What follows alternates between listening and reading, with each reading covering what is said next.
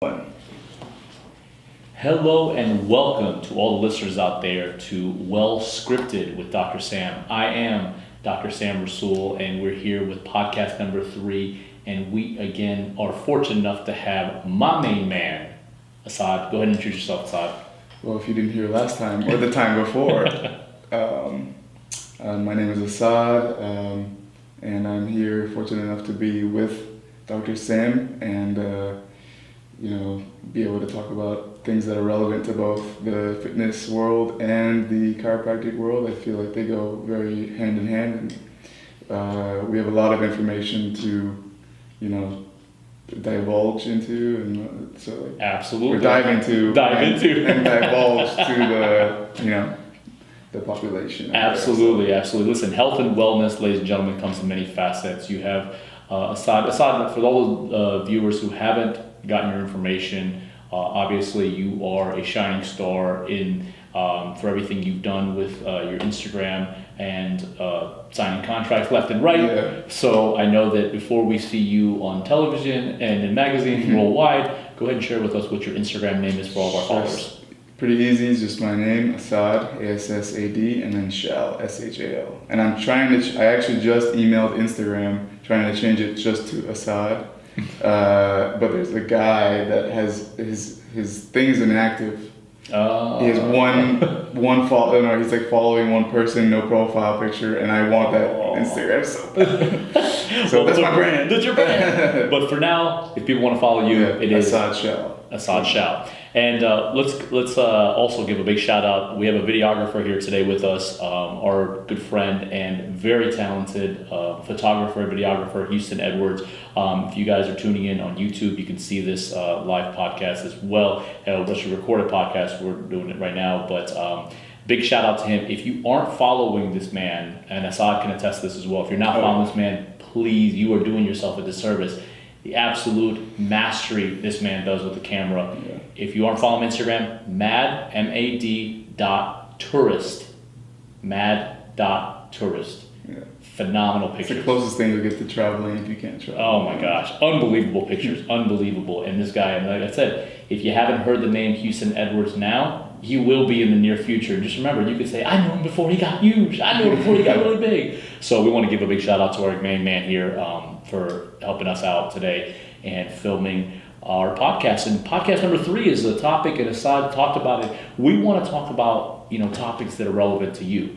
We could come out here and talk about our lives, but that's just not our MO. Mm-hmm. It's about making sure that we touch on, topics that are relevant to society. So podcast number 3, very easy topic, how to lose weight, and more specifically, how to lose 10 pounds in 4 weeks naturally.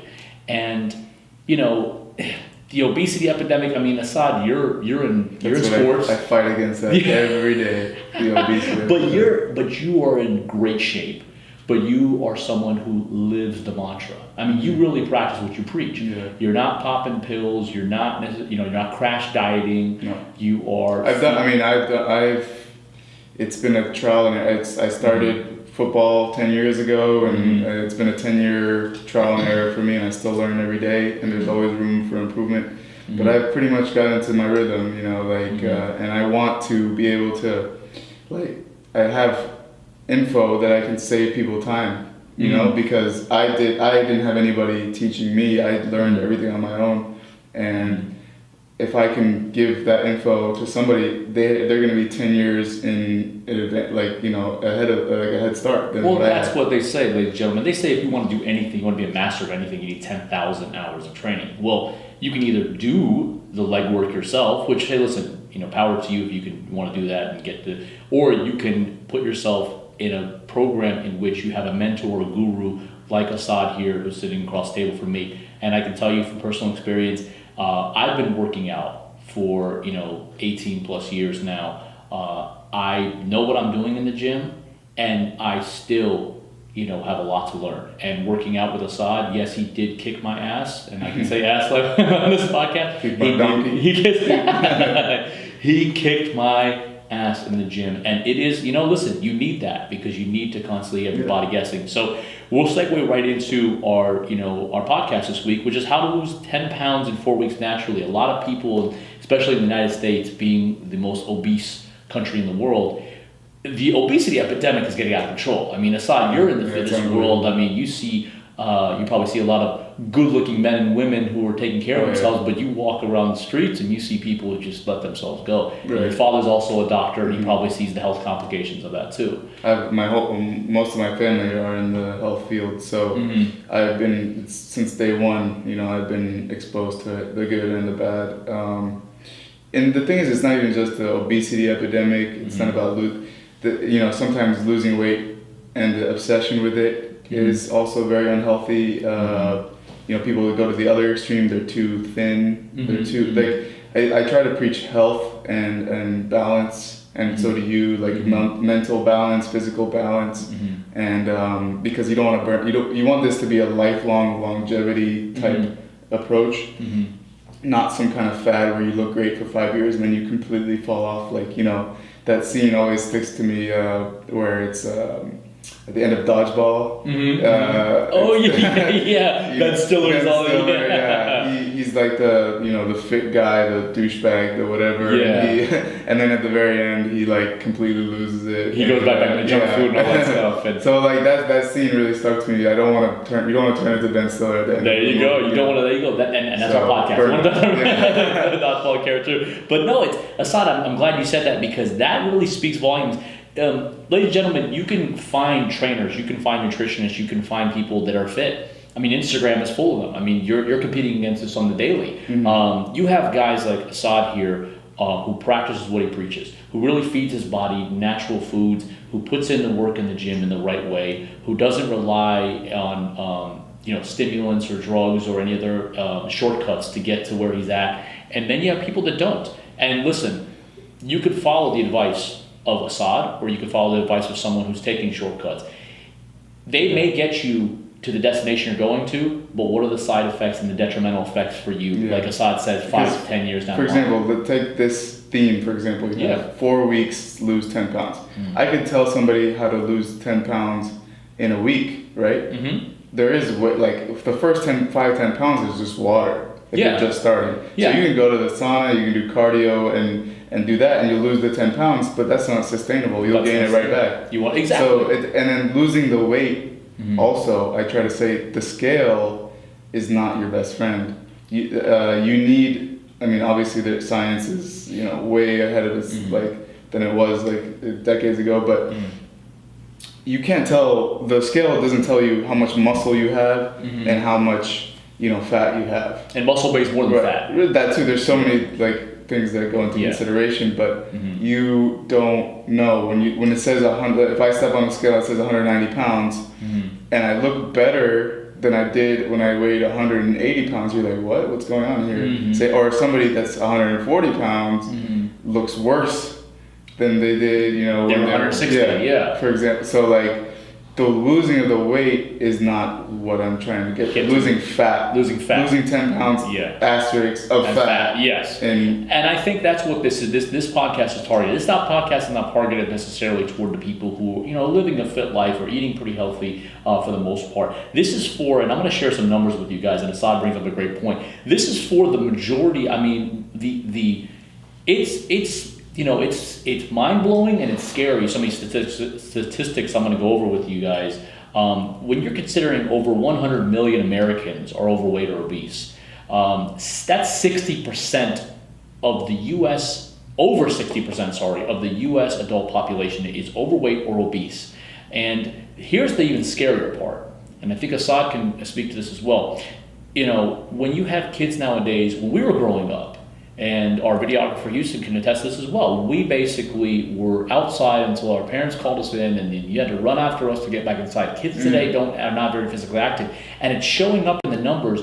1980 compared to now, to today. 1980 till today, you have almost 40 years. There has been overweight adolescents have tripled in this country. Tripled. I'm gonna let that sink in for a second, ladies and gentlemen. Tripled. You're talking about an obese epidemic that is now affecting the children in a generation that may not outlive its parents. You're seeing hypertension in kids as young as 8 and 9 years old. You're seeing type 2 diabetes in adolescents, and we're wondering why. And it's because we're doing bad habits. We're starting them out at a young age, and we're not getting to where they need to be. So, having these things, it blows me away. It angers me. As a healthcare professional, it angers guys like Assad. I mean, tell me a little about you put so much time and dedication, and I'm sure you've trained many people who hear you, but they don't hear you. They listen to you, but they don't hear you. I almost can't go to the grocery store anymore because I walk down the aisles and I get so mad. These kids, they're gonna see the colorful things and the gimmicks and the everything on from the cereal boxes to the sodas to everything, and it tastes great and it's marketed very well in the commercials and whatever, and it's just such a detrimental lifestyle to eat that kind of stuff, and it's cheap. It's available. It's in huge quantities. Cheap for now, but you're gonna pay for it later. Exactly. And and I don't blame them because it's pushed in your face and it's quick and convenient, and healthier foods are more expensive. Yeah, I mean Assad said it best when he said that this podcast maybe is like more how to lose 10 pounds of fat in 4 weeks naturally. However, the average American adult in this country is carrying 23 extra pounds that they shouldn't be. That 23 extra pounds is like Assad said, it's fat. So you're carrying around 23 pounds on average, and there are people that I wish I was carrying around 23 extra pounds of muscle. You got guys like Assad, who I don't think is carrying around an extra pound of fat. The guy's shredded as can be because he follows a healthy life. I mean, he puts me to shame. And then there's people like myself take care. So you have many people in society who take care of themselves. Maybe they're carrying an extra 4, 5, 10, maybe 15 pounds, and then you have people that are carrying 40. Yeah. I mean, I know that everyone's not trying to be like a D1 athlete or like a superstar or a fitness model, whatever. You have to, in personal training, you have to figure out who you're training. Like if you have an 18-year-old guy that's like, hey, I want to make it to the pros, you train them one way. If you have a 50-year-old woman who just says, I want to, be healthy and extend my life a few years, that's a completely different approach. Absolutely. So you have to be personal about it. It gets out in the United States. I mean, you look at the state by state, and I'm gonna quiz you because I love listen, guys, I love having every time. I'm gonna give listen, this is tough because I've pinned Assad and asked some questions, but I'm gonna say, what do you think is on record by the statistics from the U.S. government, what is the fattest or most unhealthiest state in the United States today? I think I know this one. Okay. Is it like Kentucky or something? No, close. It's Mississippi. Mississippi, where the sweet tea.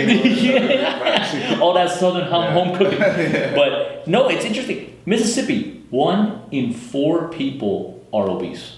1 in 4. Jeez. I mean, you're like, oh, well, I'm not from Mississippi, or I'm not from the South. Listen, this isn't just a Southern thing. This isn't a Northeastern thing. This is a Midwestern thing. This is a countrywide epidemic.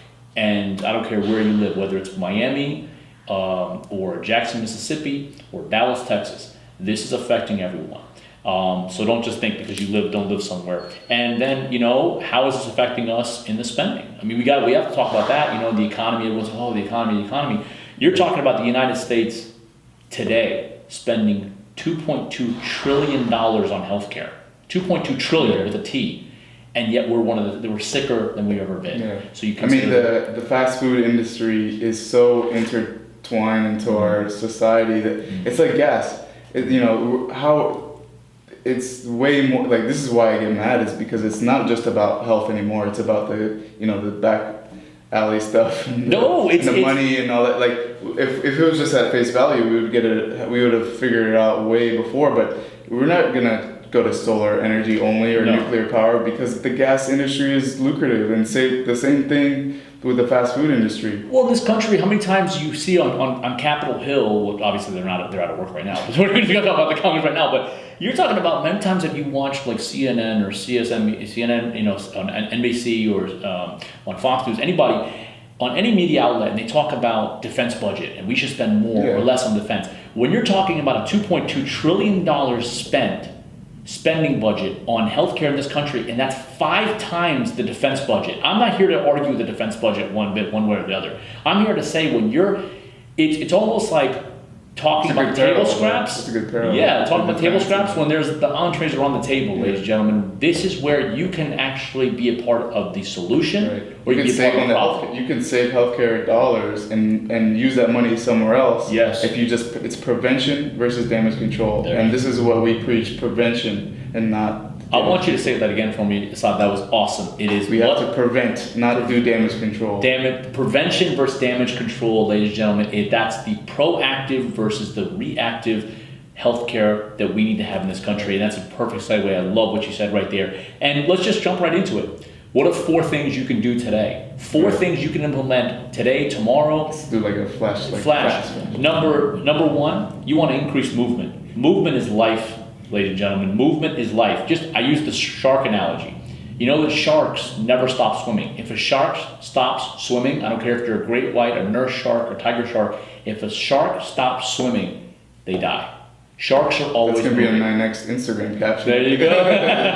It's always moving. Sharks are always moving. So I tell my patients, I tell my clients, I know Assad trains so many people and he's helped them out, have that shark mentality. Yeah. Have that shark mentality. So movement, exercising the right way. Right. So Assad, tell us a little about what you do with your clients to really make sure. Well, form is key. I mean, I preach, people want to go and ego lift and lift, the heaviest weight and show off whatever. But, I always say I'd rather do 6 perfect reps than 20 mediocre reps. You're going to get more out of it. You're going to look better. You're going to feel better. You're not going to injure yourself and have to go to Dr. Sam. Well, maybe injure yourself. Give him more business. I don't know. But again, we want to have proactive. We'll talk about that later, proactive versus, we'll go back to that reactive. But yeah, exactly. You want to make sure you have form.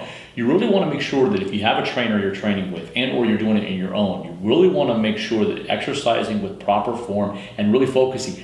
I don't give a rat's about how much weight you're lifting. Right. I don't care if it's about form. Yeah, I wish I did my research because that I could tell you where to go. But I've read that even if you did maybe 60% of your max as a workout, you're still going to gain muscle. And I might have overshot that number. It could have been even lower than that. But I read it and I was surprised that there are. No, I believe it is 60%. Yeah, something like that. Even the tension, even if pull-ups, if you hold it, you can build muscle that way. Listen, that's why the whole concept of doing the plank exercises, isometric versus isotonic. There you go. Yes. You don't have to go and deadlift 600 pounds. I mean, if you're a power lifter, be my guest. You could do that, but we could talk about that. And for those, we'll define that in another podcast. Like he said, that isometric versus isotonic, and just movement versus holding a position. But that's number 1, guys. So you want to increase your movement. So I don't care if you're walking around the neighborhood just for a mile, or if you're going to the gym and just getting started. Don't be afraid. Listen, I've seen overweight people that are in the gym, and that's an inspiration. It's much more inspirational to see someone who obviously has some weight issues in the gym because they're trying to work it off. And if you see these people in the gym, give them a little bit of encouragement. Be like, hey, you're doing great. If you see them in there every day for 2 weeks, because you know what, we need to be each other's cheerleaders, and that segues right into. The thing is, you see people the social media. It's really tempting if somebody's doing something wrong and it looks kind of funny, to go and pull out your phone and record it. Don't be that person. Don't be that person. That's easy. I mean, unless they're wearing Crocs, then and they have a Then they can tell you go ahead and film that. You can film that and you put that on social media. But if they're doing something wrong and you have the info about it, I mean, it's really hard to not be that guy. But I'd much rather you go up to them and guide them in a healthy way than record them and post that to social media. Absolutely. That's not doing anybody favors. So. No, it's very true. Very true. Number 2, and I think this is right up your alley, Assad, in addition to movement, diet and nutrition are very, very important. I mean, this is you see people in the gym all the time. I don't care about your workouts. If you don't have that part down, you will never outrun a bad diet. There you go. You'll never outrun a bad diet. Absolutely. And so you think about it, ladies and gentlemen, processed foods in this country. Why are processed foods made? Is it for convenience? Okay, you want to say they're for convenience. Processed foods. Food industry has made processed food, the foods you find within your aisles in the supermarket, to increase shelf life. That's it. To increase profit margins, because you don't have to replace it as often. That's it. There's no ifs, ands, or buts about it. It's to increase shelf life. It's to keep it there longer. It's to basically feed you with the least amount of work. That's why when you start, I always tell my patients, and I'm sure you tell your clients, become a label reader. You really want to make sure you're a label reader. And one thing I'd like to share with you guys, see, I'm a stat nerd, and I love this because it puts things in perspective. Carbohydrates versus sugar. Not all carbohydrates are sugar, but all sugars are carbohydrates. Exactly. There's complex carbohydrates. Simple carbohydrates are sugars. We can make sugar. Yeah. Well, I can talk about sugar for an hour. Oh my goodness. Longer. But it's funny because in 1900, 56% of our diet, of an average American diet, calories came from carbohydrates. 56. Now, in 1984, this is a research paper that came out, 1984, that was 45%. So we've gone down 11% in our carbohydrates. We're doing more protein than fat. However, in that same time frame, from 1900 to 1984, our sugar intake has nearly doubled. Wow. So we're getting most of our, even though we've decreased our carbohydrate intake, most of our carbohydrates are coming from sugar. And sugar, when it's not used up as energy immediately, turns to fat. And so 2 tidbits I wanted to share with you guys, and Assad can definitely to test this, and I wanted to chime in a little bit and tell you a little bit more. 2 strategies when it comes to diet and nutrition. Again, we want to get back to our topic. This is how to lose 10 pounds in 4 weeks naturally, which can be done simply, just simple things. I tell people, the first thing you do, cut out sugars to as close to 0 as possible, and cut out alcohol as close to 0 as possible. There you go. Those 2 can be it absolutely. In 4 weeks, you'll cut 5. If you do that a lot, if you drink soda or even sodas and alcohols combined, go to the club and have a vodka, Red Bull, or something like that, or bad trouble, or gin and tonic or whatever. It's the sugar in it. Yeah, it's if you cut those out, you will lose fat. You will. And when you walk into the supermarket, ladies and gentlemen, you really want to make sure you're sticking to the outside of the supermarket. Try to avoid the aisles as much as you can. I always say if you stick to the outside of the supermarket... I get my brown rice from the aisles. You get you can step in there.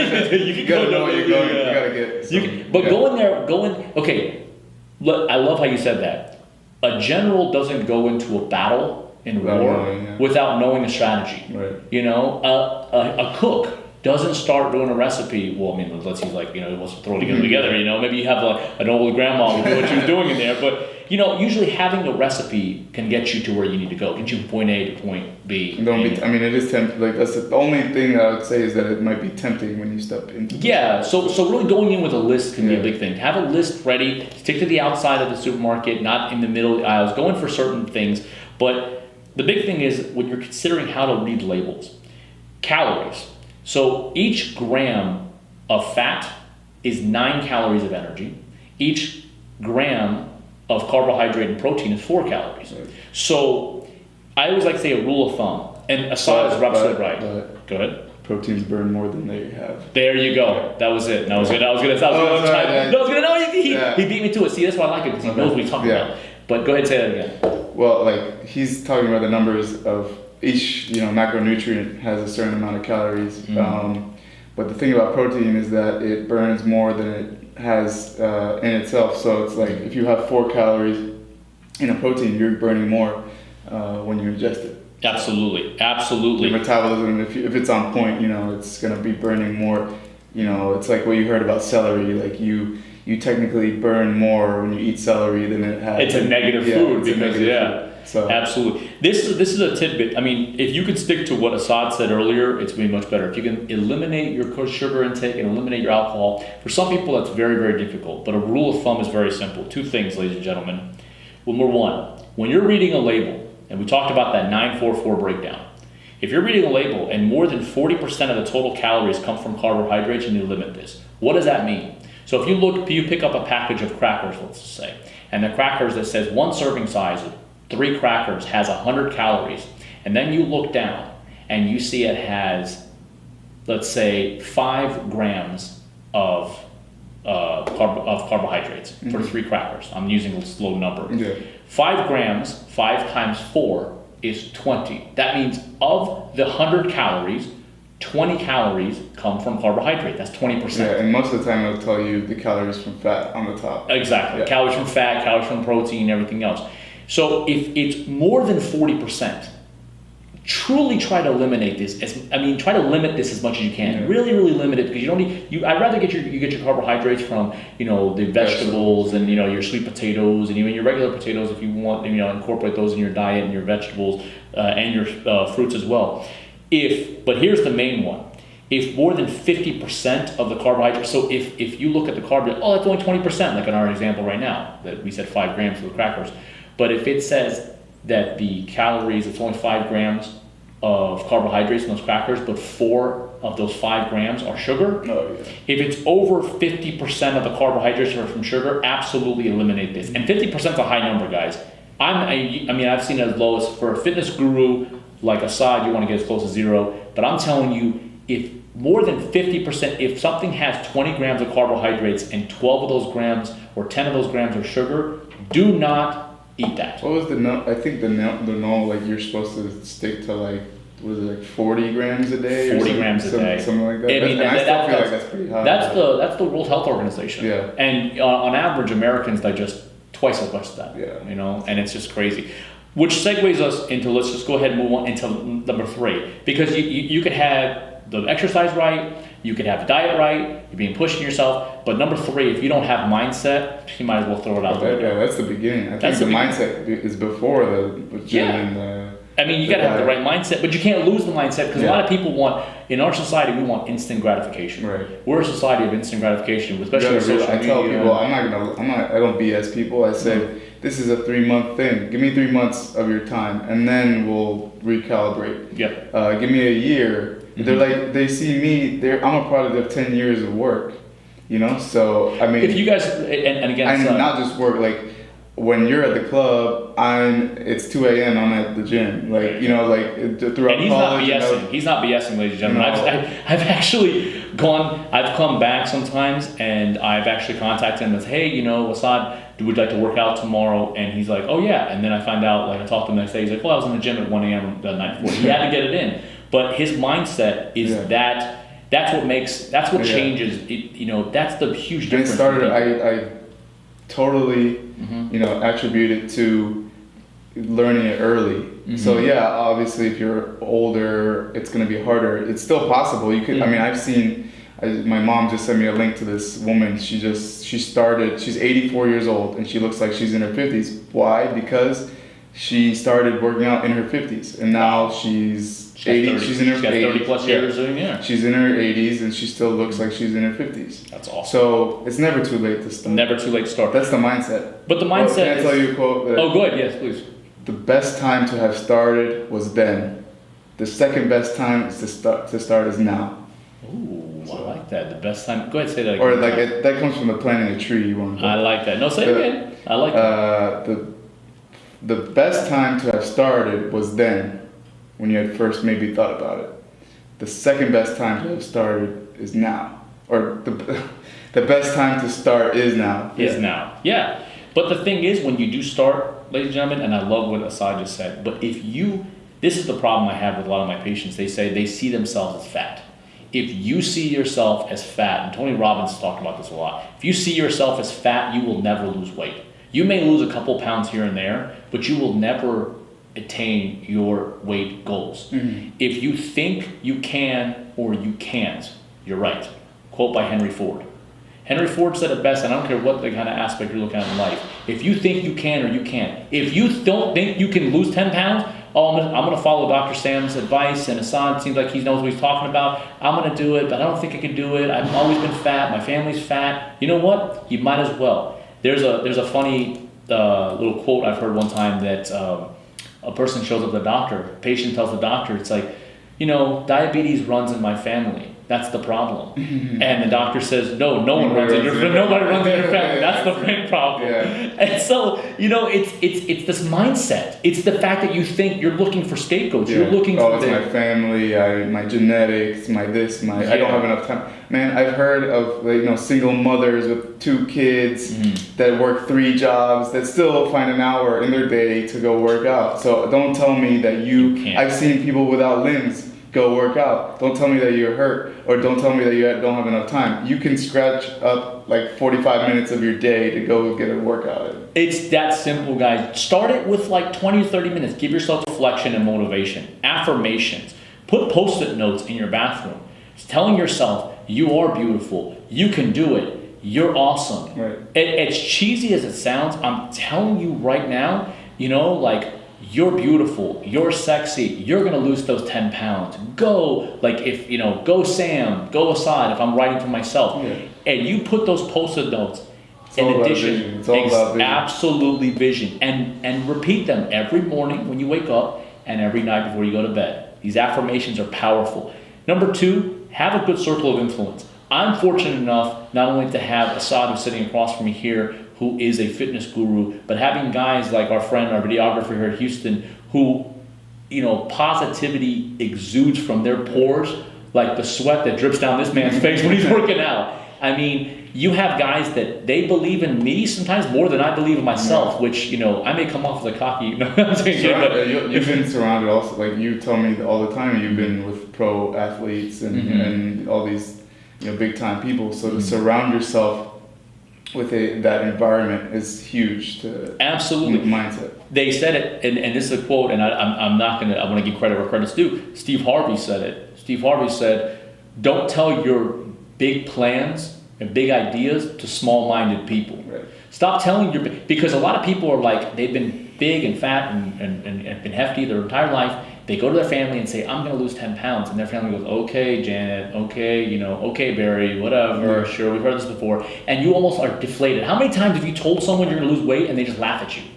And what happens the day you say you made a declaration, I'm going to lose weight? The next day it's somebody's birthday and they have birthday cake sitting in the office, because that's the universe's way of challenging you. Yeah. Stay true to who you are. Tell your goals to people that are close network system of, they're a close group of friends that you know are going to support you. That's going to do 2 things for you. Number 1, it's going to give you accountability, because they know if they see it in your eyes that you want to lose the weight, they're not going to let you cheat on your diet. They're going to let you cheat on your exercises. They're going to cheer you on, and that cheers number 2, because they're going to be your best cheerleader. They're going to be your best support system, and they're going to be your best cheerleader. You don't need yes men and yes women. You need people who hold you to a higher standard. Challenge you, because they know you can do it. They see it inside of you. They don't want you to go down this path of unhealthy living. That's like if I were to have a superpower, and say that I have one, it's to see people's potential, and I can really just see it, and I have the energy.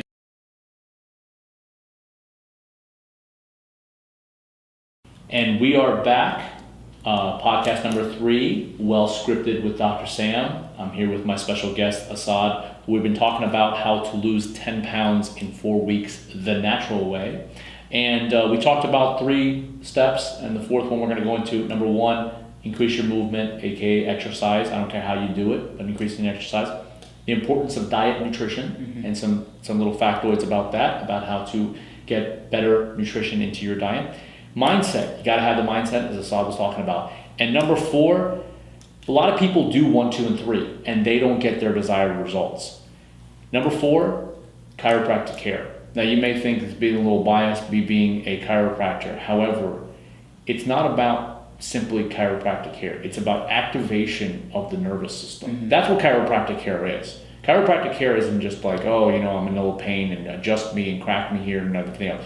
Every time when you don't have pain, even when you don't have pain, when you come in and a true chiropractor assesses you, they are assessing you for nervous system function.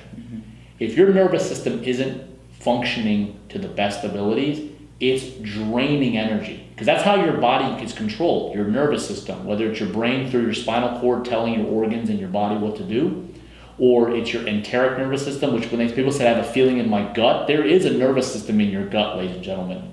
So there is an enteric nervous system. There's parasympathetic and sympathetic nervous system, which is you ever heard of fight or flight? Right. And then parasympathetic is your calming. But there's an enteric nervous system, which is your gut health, which that's why it's so important with nutrition. But when it comes to it, the control of your nervous system and activating the right places and calming the right places through chiropractic care, through a chiropractic physician, not a technician. There's a huge difference, ladies and gentlemen, and I'm not trying to, pardon my language, shit on my own profession. But there's a huge difference between somebody who assesses you and delivers the proper care to you and, that you just go in there and wham, bam, thank you, ma'am, and whatever, and they don't even do an examination, they don't even tell you what they're trying to accomplish in day one. Knowing someone, doctor who knows what they're doing. But if you're doing step 1, 2, and 3, and you're not doing step 4, you may not get those results. So regular visits, maintenance visits, even if you're not in pain, can help keep your body's furnace, that metabolism running and your functionality running. And stretching before your work, it's keeping the movement, Keep limber. Keep limber. Even sprinters at the Olympic level said that just incorporating better stretching techniques shaved milliseconds. They're a game of milliseconds. So milliseconds are the difference between they did the same workout, but the only thing that changed was stretching and better form and stuff. Yeah. And they got better times just because of that. It's increasing your range of motion is so important. So if you're limited because your joints aren't moving in the right way, you're limited in that range of motion and how you can stretch. So stretching the right way, but keeping the joints moving optimally via chiropractic care can help out. I mean, you can go on, the list goes on and on. If you're a professional athlete, first and foremost, all 32 NFL teams have a team chiropractor. Usain Bolt in the documentary I Am Bolt on Netflix talked about one of the most important things in his regimen was regular chiropractic care. Right. And you're talking about every NBA team, every NHL team, every professional team, every international collegiate, from collegiate to pro on the soccer level has a team chiropractor because they understand that mobility is king and you have to be mobile to be able to, like Assad said, stretch the right way, exercise the right way, and keep movement going in the right way.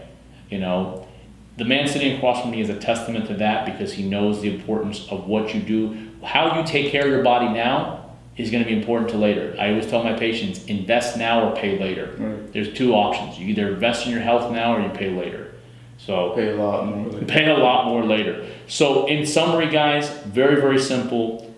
How to lose 10 pounds in 4 weeks naturally. Increase your movement. Start making sure you're moving more through exercise, whether it's, low, moderate, or high intensity exercises. But start out low. Listen to your body. Number 2, diet, nutrition. Really learn to read labels the right way. Start to incorporate shopping outside, like on the outskirts of the supermarket, not within the aisles, to more natural foods into your diet. Number 3, your mindset. Have the right mindset, positivity, affirmations, surrounding yourself with the right people to cheer you on, not to, basically bring you down. Yeah. And number 4, regular chiropractic care to make sure that nervous system is functioning so that every other thing can function optimally as well. Assad, anything else to add to?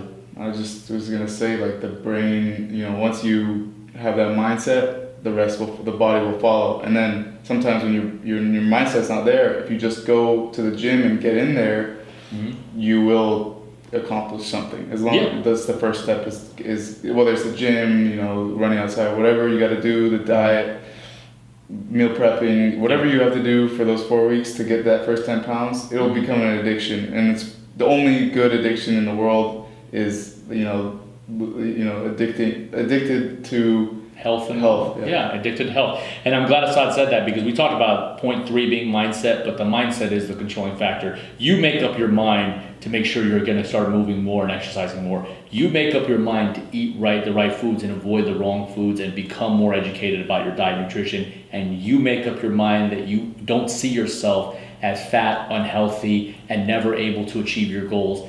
You also make up the mind whether or not to incorporate what every professional athlete on this planet knows. Chiropractic care can help you achieve your health and wellness goals, not only today, tomorrow, also down the line in the future. That's it, and absolutely mindset is so important. I want to thank my special guest, Assad. Thank you so much for being here. Thank you. I want to thank our videographer, Houston Edwards. Again, if you guys aren't following at mad.tourist, definitely check him out. Phenomenal photography. And if you need a videographer in the South Florida area, you got a man to call or a photographer. Absolutely phenomenal. And we'll be on the lookout. Be on the lookout for our next podcast number 4. Hopefully next Monday. Next Monday, we'll be skipping it on Sunday because Assad's Rams are playing the New England Patriots. So we will be looking forward to doing. I'll either be really sad or really happy. Yeah, podcast on Monday may be a real happy one or a very, very somber one. But we want to thank each and every one of you guys for listening. This is Well Scripted with Dr. Sam, podcast number 3, How to Lose 10 Pounds in 4 Weeks Naturally. Thank you so much for listening.